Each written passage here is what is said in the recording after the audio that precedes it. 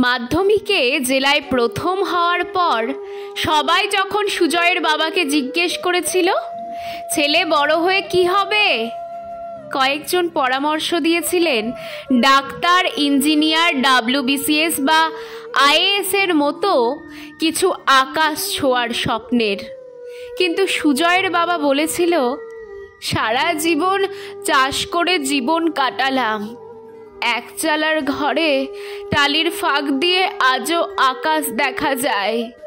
বর্ষার দিনে আমাদের ঘরের ভেতর বন্যা হয়, ছোট মেয়েকে কোলে নিয়ে বসে থাকে তখন ওর মা। এদিকে মাটির দেওয়ালে ফাটল ধরেছে, হাজার দুশ্চিন্তায় দিন কাটে।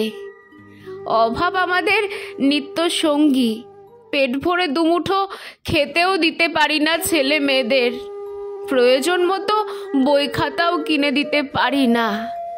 ওসব স্বপ্ন আমাদের সইবে না গো।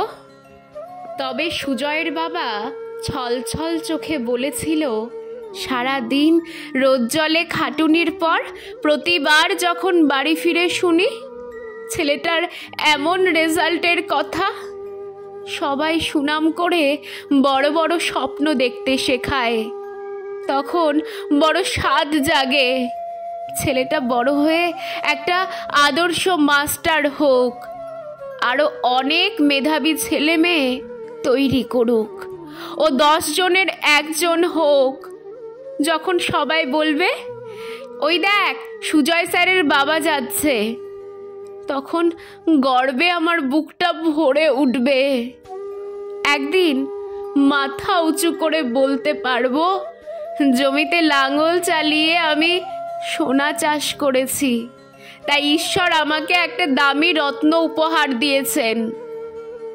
হাজার হাজার মধ্যবিত্ত পরিবারের ছেলেমেয়েরা ওকে দেখে সাহস পাবে, সবাই জানবে গরিব হলেই স্বপ্নগুলো থেমে থাকে না, ইচ্ছে শক্তি আর পরিশ্রম থাকলে জেতা যায়।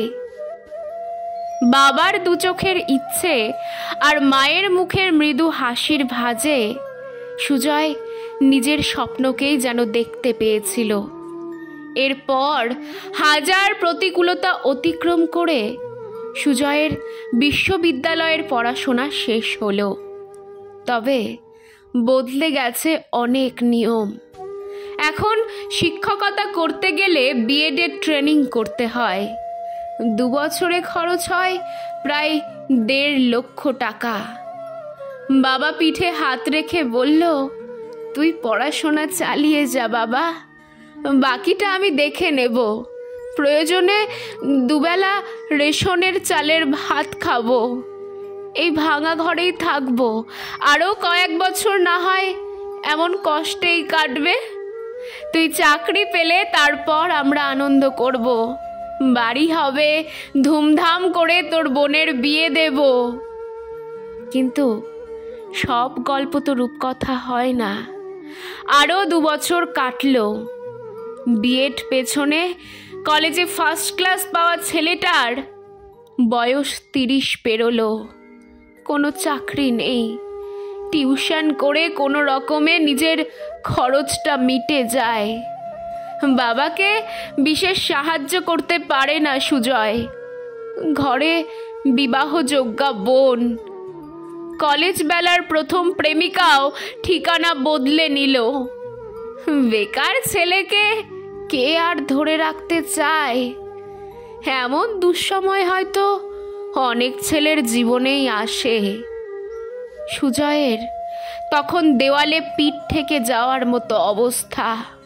সোশ্যাল মিডিয়া, আত্মীয়, বন্ধু সব কিছু থেকে দূরে একা ঘরে দিন কেটে যায় সুজয়ের। সুজয়ের বাবা একদিন জিজ্ঞেস করলো, কি হয়েছে, বয়স তো অনেক হলো, চাকরির কি খবর, ডিগ্রিগুলো কোনো কাজে এলো না, স্কুল মাস্টারের চাকরিটা কি আর সম্ভব না? তবে সুজয় বলল, চাকরি হবে না বাবা, যে দেশের হবু মাস্টার পথে নামে চাকরির ভিক্ষায়, আদালতে ভুয়ো ফাইল জমে কেসের পর কেস, বয়স বাড়ে বেকার মেধার। সুইসাইড নোটের কথা নাই বা বললাম। যে দেশে দুর্নীতির আবির মেখে শাসক ব্যস্ত গদি নিয়ে শিক্ষা যাচ্ছে রসাতলে, টুকলি করা বখাটে ছেলেগুলো স্কুল মাস্টার হয়, অযোগ্যরা শাসন করে, সে দেশে সমাজ তো ভঙ্গুর হবেই। সেই দেশে মানুষ গড়ার কারিগর হওয়ার স্বপ্ন দেখা সব থেকে অপরাধের বাবা। লোভ দেখানো প্রকল্পের সাথে বেকারদের বিষ কেনার ভাতাও চালু করলেই তো পারে অশিক্ষিতরা। সুজয়ের বাবা কথাগুলো শুনে কাঁদতে কাঁদতে বলল, সব স্বপ্নই তবে তাসের ঘর হয়ে গেল সুজয়।